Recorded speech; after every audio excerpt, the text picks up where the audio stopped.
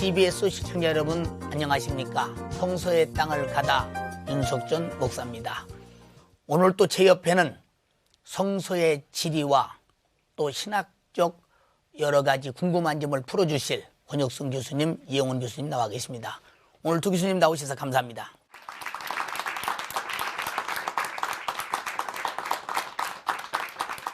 지난 시간에도 신의 산을 다뤘습니다마는 오늘 또 신의 산으로 또 가보려고 합니다. 신의 산에 나타나신 하나님의 모습은 때로는 천둥같이, 때로는 번개처럼, 때로는 짙은 구름같이 여러 가지 모습으로 나타나셨습니다. 하나님께서 특별히 모세를 신의 산에 불러 이스라엘 백성들을 이끌고 가나안 복지에 가기 위하여 모세와 터로 아름다운 언약을 맺고 있는 그런 장소입니다. 하나님과 이스라엘 백성 사이에 모세를 두고 이렇게 신의 산에서 만난 것은 모세를 통해서 이스라엘 백성을 움직이고 싶으신 하나님의 섭리였습니다. 성경의 역사가 생생하게 살아 숨쉬고 또 이스라엘 백성의 역사가 담겨있는 신의 산으로 다시 한번 가보시겠습니다.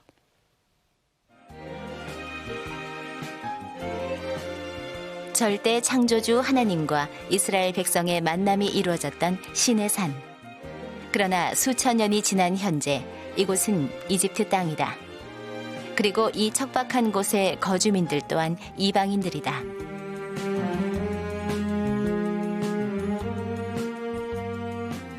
오래전부터 이곳에 터를 잡고 살아온 베두인들. 나귀에 실린 짐들은 산 정상에서 팔릴 물건들이다. 베두인들은 20여 년 전부터 이동 생활을 포기했다. 그리고 이 산을 찾는 관광객들에게 판매하는 상품 수입으로 생계를 유지해 나가고 있다.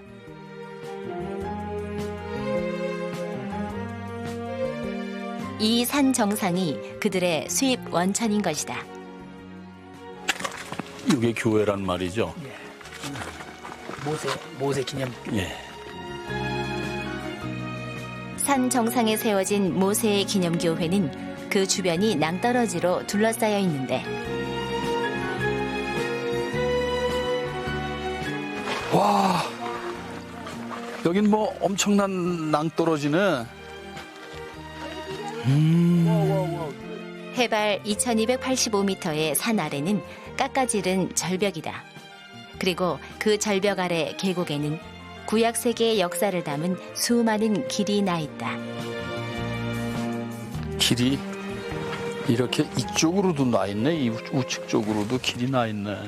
지금 요 중턱에 쭉 이렇게 금근 것처럼 생긴 네. 길인 것 같습니다. 그렇습니다. 바로 이 길이 이 산을 오르내린 사람들의 발자취 같습니다. 네. 우리 주님의 발자취도 선명하게 남아있겠죠? 그러면요. 전 여기 올라와 보면서 그 많은 사람들이 오르내리는 모습을 보고 바로 주님이 남긴 발자취 흔적을 찾는 사람들이 이 사람들이 아닌가 뭐 이런 생각도 해봤습니다. 그 사람들은 출애굽 영웅 모세의 흔적을 이렇게 남겼다. 수세기 동안 이 교회는 세상 사람들의 관심이 집중되었는데 이게 나폴레옹의 친필이라는 보나파르테라고 사인을 오래 보죠. 예, 이게 여기 있다 그러더니 글자가 어떻게 이렇게 인쇄한 것처럼 정교하죠? 정교하네요. 예? 감탄할 만큼 와, 꼭 인쇄체 같잖아요. 예? 1798년 이집트에 입성했던 나폴레옹도 이곳까지 올라와 자신의 흔적을 남겼던 것이다. 또한 이슬람의 시조 모하메드도 이곳에서 경전을 강해했다고 하는데 이렇게 신의 산은 기독교와 이슬람의 공동 성지가 되어 있다. 우리는 지금 화면을 통해서 신의 산을 보셨습니다. 저 신의 산에서 어떤 일들이 일어나고 있으며 어떤 의미가 담겨 있는가 오늘 교수님들과 함께 속 시원하게 풀어보려고 합니다. 권 교수님, 출애굽기 19장과 20장 이하를 보면 하나님께서 이스라엘 백성들 앞에 나타나시는 장면이 기록되어 있지 않습니까? 그 하나님이 이스라엘 백성들 앞에 직접 현현하신 의미가 무엇일까요? 하나님께서 시내산에 강림하시는 그 의미는 시공을 초월하신 하나님이 예. 절대 하나님이 시간과 공간의 제한 속으로 예, 우리를 찾아오셨다는 것입니다. 예, 곧 사랑의 하나님을 의미하는 것이죠. 그러나 그 하나님은 여전히 절대 창조자 하나님이십니다. 그런 점에서 우리를 찾아오시는 그 사랑의 하나님은 동시에 예, 시내산 강림을 통해서 그분의 절대 창조자 되심을 보여주셨다고 하는 것입니다. 예, 그 모습이 우레와 번개와 빽빽한 구름으로 표현되는 폭풍 이미지, 예, 그리고 연기와 불과 진동으로 표현되는 화산 폭발 이미지, 여기에는 지진이 동반되는 것으로 볼 수 있겠습니다. 예, 이런 두 가지 이미지는 예, 하나님이 오심을 보여주는, 하나님 오심을 동반하고 있는 현상들이라고 볼 수 있으면서 동시에 예.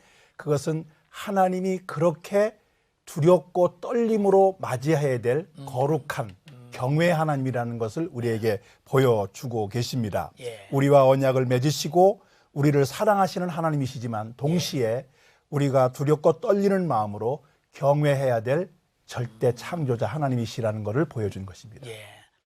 이 교수님, 그 하나님께서 모세에게 나타나시는 그런 모습을 살펴보면 단계적으로 변화되는 모습을 볼 수 있거든요.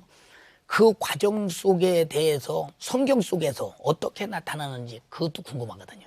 네, 먼저 출애굽기 3장 6절에 보면 예, 하나님께서 시내산 떨기나무 불꽃 가운데 나타나셔서 예, 모세에게 자기를 보이십니다. 그때 모세는 하나님의 부르심에 대해서 이렇게 표현합니다. 하나님 배웁기가 두렵다. 그래서 자기가 얼굴을 가린다는 그런 표현이 있습니다. 예, 근데 32장 18절에 보면 네, 모세는 백성들이 자기의 지도력에 대해서 문제를 제기하고 금송아지 우상을 만들고 그럴 때 좀 영적으로 지쳤는지 하나님의 영광을 보기를 원한다고 하나님 앞에 간구합니다. 예. 하나님 좀 보여주십시오. 예, 그때 하나님께서 모세에게 하신 대답이 이렇습니다. 내가 나의 모든 선한 형상을 내 앞으로 지나가게 하겠다. 그런데 또 덧붙이신 말씀이 내가 내 얼굴을 보지는 못할 것이다. 나를 보고 살 자가 없을 것이기 때문이다. 그래서 결국 하나님께서 모세를 예. 한 반석 위에 세워놓고는 예. 하나님이 지나가시면서 영광이 지나가시면서 하나님이 손으로 모세를 가리고 예. 하나님이 지나간 다음에 그 등을 모세가 보도록 그렇게 하셨습니다. 그런데 또 세월이 좀 지난 다음에 민수기 12장에 보면 예, 미리암과 아론이 또 모세에 대해서 불평할 때 그의 지도력에 대해서 문제를 제기할 때 하나님께서 직접 나타나셔가지고 모세를 변호하시면서 하신 말씀이 있습니다. 너희들 왜 모세에 대해서 그렇게 불평하느냐?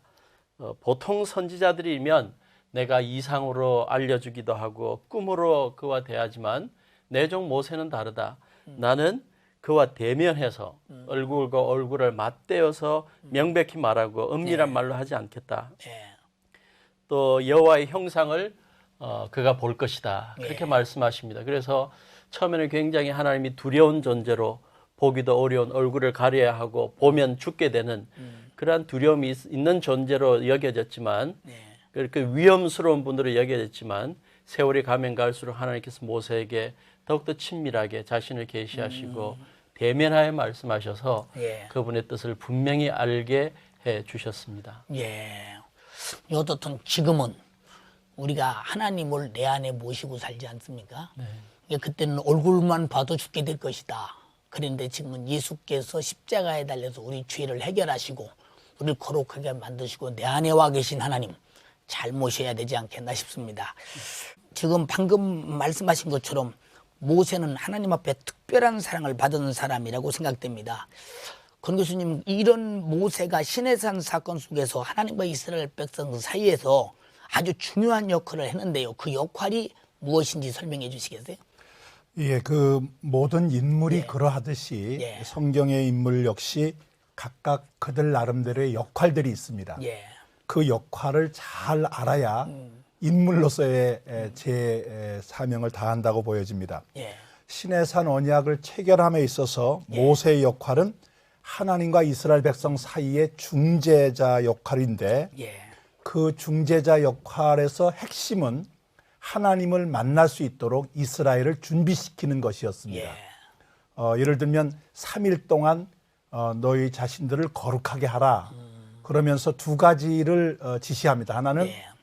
옷을 빨도록 그렇게 말씀을 전하고 또 하나는 여자를 가까이 하지 않아야 된다 예. 하는 이런 것들이 거룩하신 하나님 앞에 하나님이 그들에게 다가올 때에 준비되어 있지 않으면 그 하나님을 만나게 될 때 죽게 될 수도 있기 때문에 그런 것이죠. 근데 정작 하나님께서 시내산에 강림하게 되자 예. 이스라엘 백성들은 그 하나님이 너무나 두려운 나머지 예. 모세에게 하나님이 직접 말씀하지 말게 하고 모세가 중간에서 말씀을 전달해 달라. 그 이유는 그 말씀을 직접 듣게 되면 자신들이 죽을 수도 있다고 생각할 만큼 그 거룩한 하나님의 임재가 그들에게는 두려움이었습니다. 그런 점에서 모세의 역할은 이스라엘 백성들을 준비시키는 것인데 그렇다고 해서 언약 백성으로서의 그 하나님과 만나게 될 이스라엘의 위치가 바뀐 것은 아닙니다. 예. 그런 점에서 모세는 이스라엘 백성과 하나님 사이를 중매해주는 둘 사이를 잘 맺게 만들어주는 그런 역할의 인물이었다고 보여집니다. 그만큼 참 하나님과 백성을 직접 만날 수 없는 상황 속에서 모세가 중재한다는 중요한 의미를 갖고 있는 것 같습니다. 시내산에는 4세기경에 신약성서 사본이 발견된 그런 수도원이 있습니다. 그 수도원이 바로 캐더린 수도원입니다. 수도원으로 가보시겠습니다.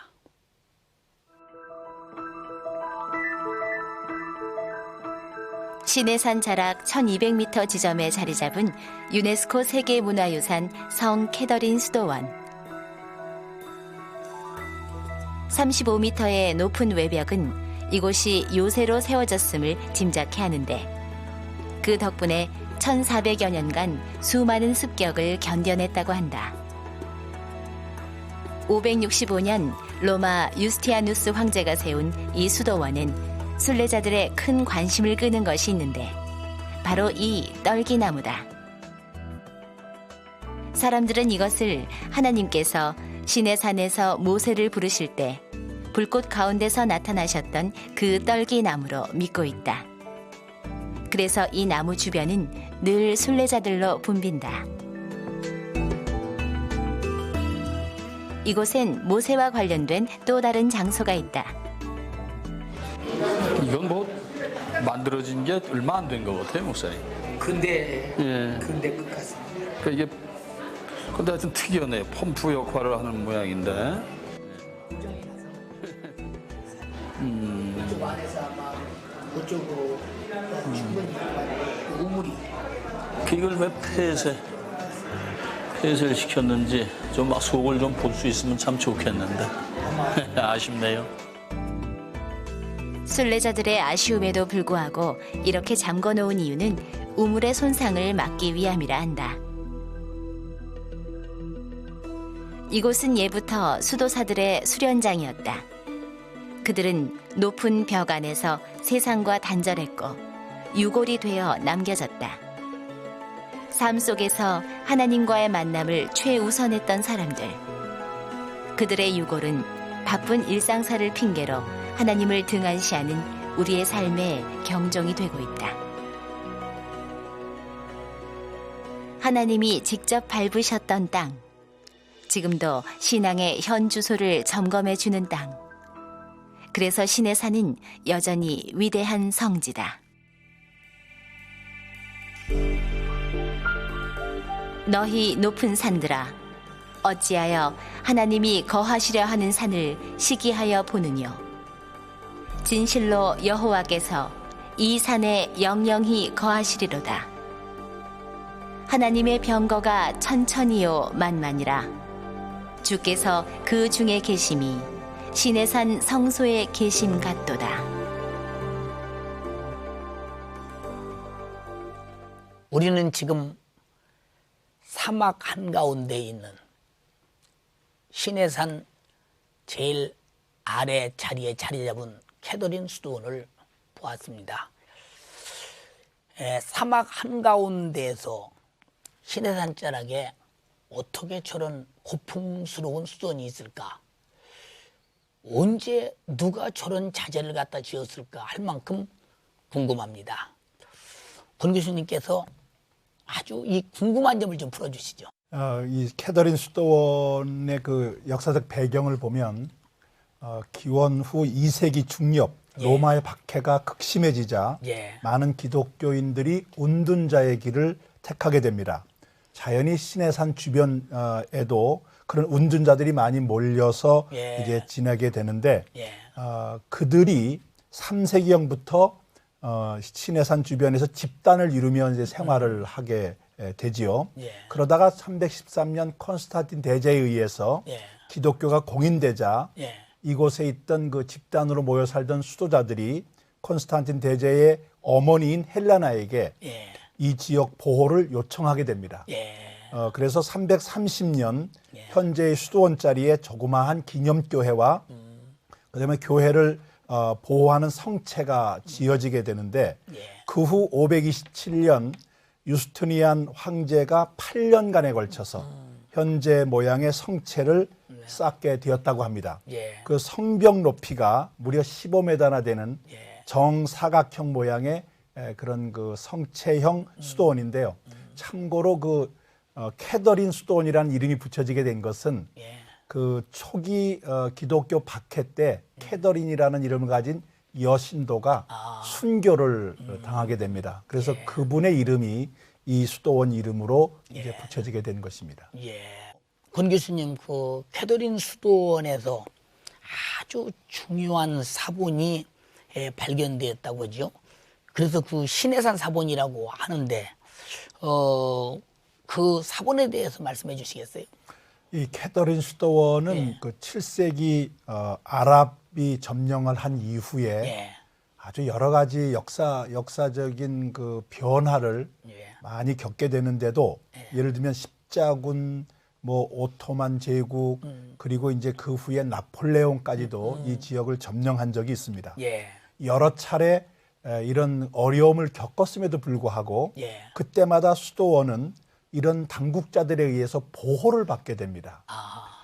이런 어려움을 겪지 않게 된 것이죠.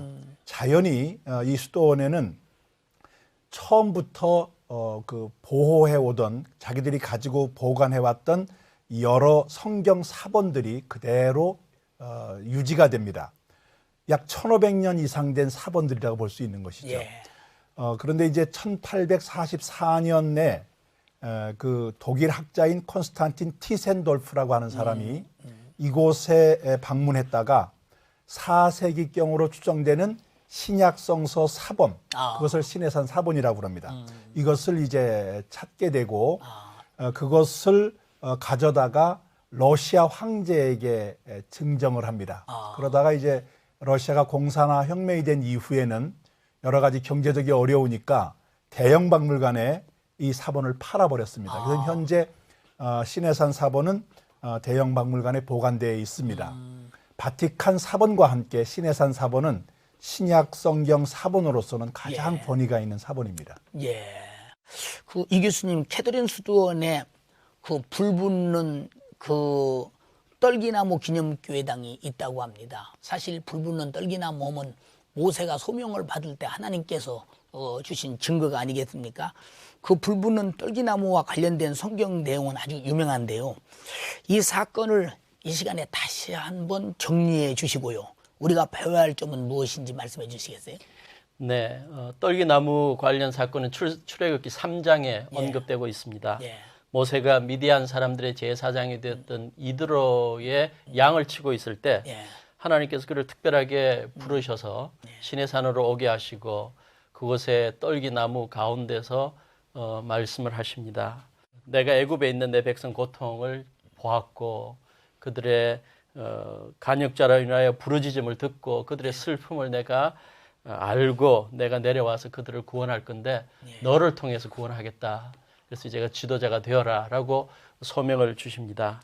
그러므로 불붙는 떨기나무 사건은 모세에게 있어서 하나님의 소명을 받은 사건인데 또 한면으로는 하나님의 거룩하심을 경험한 신비로운 사건입니다. 그래서 제가 볼 때는 모세가 불타야 하는 떨기나무가 불에 타지 않고 있는 그 신비한 것을 통해서 하나님의 부르심을 접하게 된 것처럼 이 시대도 하나님께서 그러한 시시때때로 우리의 예기치 않았던 사건이나 좀 우리의 일상을 깨워버리는 사건들 속에서도 우리들에게도 사명을 주시지 않을까 그런 생각을 해보게 됩니다. 많은 성도들 가운데 건강할 때는 발견하지 못했던 하나님을 질병 가운데 병상에서 발견하는 그러한 것들도 하나님 예가 될 수 있고 여행을 통해서 그래서 하나님께서 일상을 깨워버리고 우리에게 말씀하실 때 우리가 호기심을 갖고 영적으로 깨워보자. 그때 하나님의 음성을 들을 수 있다. 그렇게 생각하게 됩니다. 성경에도 뜻없는 소리가 없고 뜻없는 일이 없다고 말씀하셨으니 우리 시청자들 성도들께서 어떤 일이 부닥치든지 그 속에서 깊은 하나님의 음성을 듣고 거기 움직이면 아마 큰 축복이 되지 않겠나 이렇게 생각이 되어집니다. 오늘 두 교수님의 말씀을 이렇게 들으면서 여러 가지 신의 산에 대한 얽힌 사연들이 아마 다 적나라하게 드러난 것 같습니다. 우리 시청자들도 궁금한 점이 있을 것이고 방청객들도 많이 궁금한 점이 있을 것입니다. 방청객의 질문을 받아보시겠습니다. 권 교수님께 여쭤보겠습니다. 캐더린 수도원에 가시떨기 나무 기념 교회당이 있다면 그곳에 가시떨기 나무도 있을 것 같습니다. 혹시 모세가 부름받을 때의 그 가시떨기 나무와 어떤 관련이 있는지 궁금합니다. 예, 캐더린 수도원 안에는 가시떨기 나무가 있습니다. 히브리어로 가시떨기 나무를 스네라고 그러는데 약 1m 정도까지 자라는 덤불 식물입니다. 그러니까 나무라고 보기에는 조금 좀 나무와는 좀 다르다고 보여지는데 찬 그 잎사귀 사이에 가시들이 이렇게 달려 있는 것을 볼 수가 있거든요. 그런데 이것이 과연 모세가 부름받았던 그 나무냐 하는 것은 정확하게 알 수가 없습니다. 그러나 그곳에 있는 수도원 사람들의 말에 의하면 그 시내산 일대에서 다른 곳에는 그 나무가 자라지 않고 오직 지금은 그 수도원 안에서 자라는 것이 유일한 나무라고 하니까 그런 면에서는 연관성이 있을 것 같기도 합니다. 이 교수님께 여쭤보겠습니다. 거의 1500년 역사를 지닌 캐더린 수도원에서 아직 수도 생활을 하고 있다니까 정말 놀라운데요.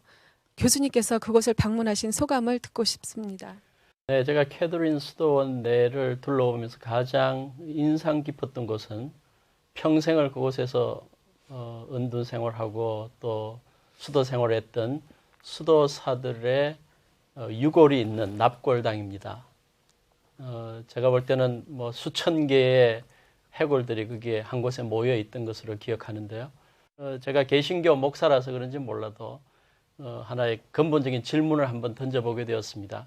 이렇게 평생 이곳에서 거룩함을 위해서 평생을 바친 사람들 속에 정말 구원의 확신을 가지고 하나님의 말씀을 바로 깨닫고 예수님 안에서의 구원만을 믿고 살았던 사람들이 얼마나 될까? 사실 안타깝게 그것이 개신교 수도원이 아니라 사실 다른 신앙 전통의 수도원이거든요. 그래서 그러한 질문을 해보면서 제 사역 속에서 하나님의 말씀을 바로 깨닫고 바로 전하는 그러한 삶이 되어야 되겠다는 그런 생각도 해보았습니다. 오늘 우리 교수님들께서 그 시내산에 관해서 자세히 설명해 주셔서 아마 시청자들도 현장에 가본 것 같은 그런 느낌 속에서 많은 은혜를 받았으리라고 믿습니다. 오늘 두 교수님 말씀 너무 감사했습니다. 고맙습니다.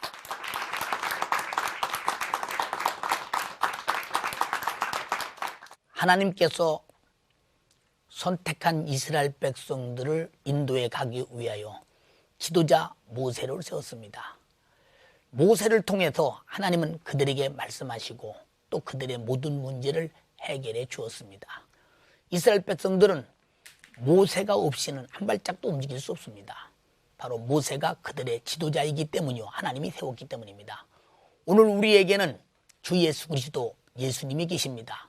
우리의 수많은 문제는 무엇이든지 내 이름으로 구하라 시행하리라 말씀하신 예수님의 이름으로 질병도 고치고 귀신도 쫓아내고 저주도 해결하며 수많은 고통을 자유하게 해결할 수 있습니다.